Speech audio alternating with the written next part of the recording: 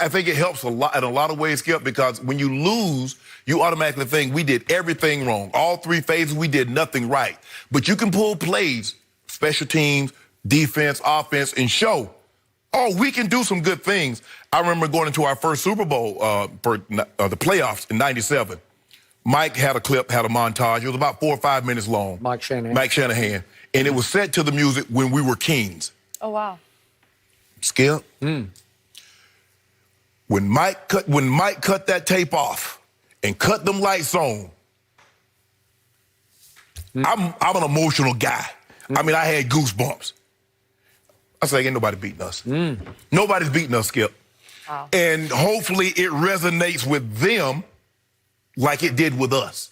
Because you are good. I mean, look, I understand you've lost some games. And, you know, we had, remember, Skip, we had lost 3 or 5 that in '97. Yep. After starting 9-1. But Mike's like, hold on, guys. I need to remind you. Look at the plays the defense making. Look at the special teams big hits. Shannon, look at the plays. TD, look at we're a damn good football team. You just need to know you're a good football team. And seeing that reminded us.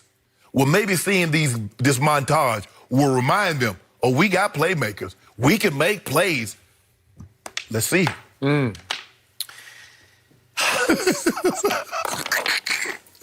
You respected Mike Shanahan. In fact, you've admitted you feared Mike Shanahan. Yeah. Mike Shanahan was the strongest voice in your locker room. Yours was very strong, but his was stronger. He even, you know, he was one octave above you in the locker room. The buck stopped with him. My problem with Jason Garrett is this locker room has tuned him out. They don't hate him and they don't love him.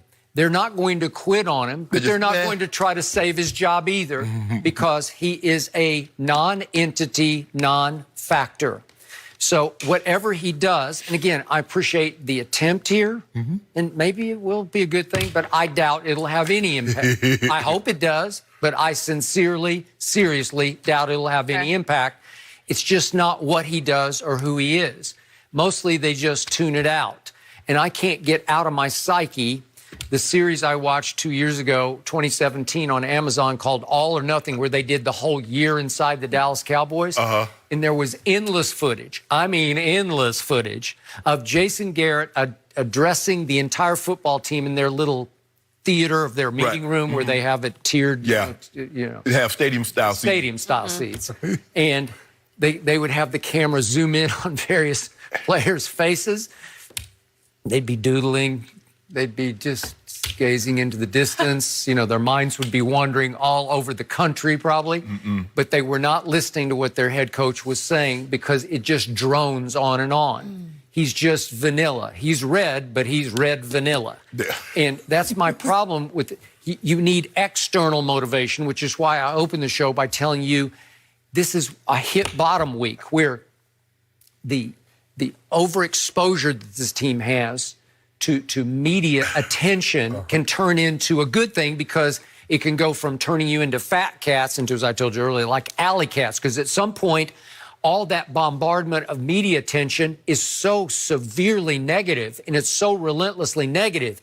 You missed 19 tackles and Jerry Jones is going to fire Jason Garrett. He's the lamest duck who ever waddled to a football game. Right.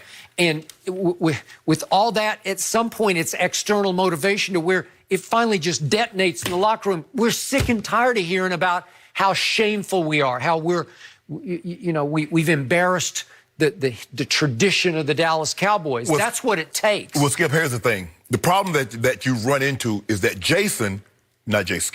Jerry has robbed Jason of his ability to govern. Okay. It's like, Skip, it's like two parents. Yep. If one parent says, no, you can't do it, and I go ask the other parent, and the parent says, yes, I can, basically you rob the parent that said no of his or her ability to have the same influence. Well, see, the players know now, if I say something to Jason and Jason says no, I'm going to Jerry. Then first of all, if you ever try to go behind Mike's back and talk to Mr. B about something, Mike, you were gone. I got it.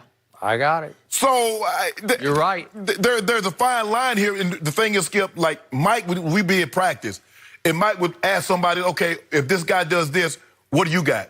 Well, you better be able to tell him on command. Because he does. He's like, well, what the hell did you do last night? You been studying your playbook?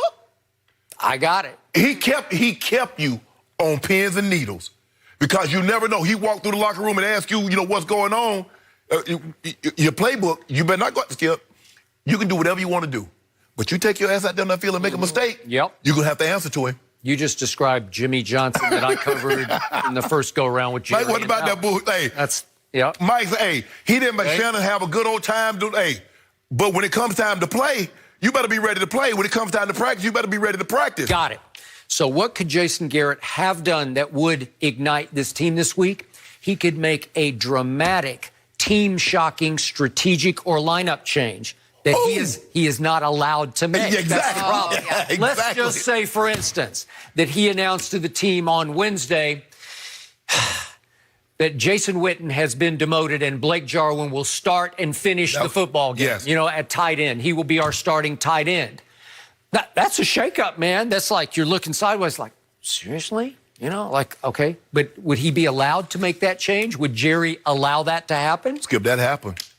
We were playing. Michael Dean Perez, our starting. He went to the Pro Bowl a couple of years he's been there. Yeah.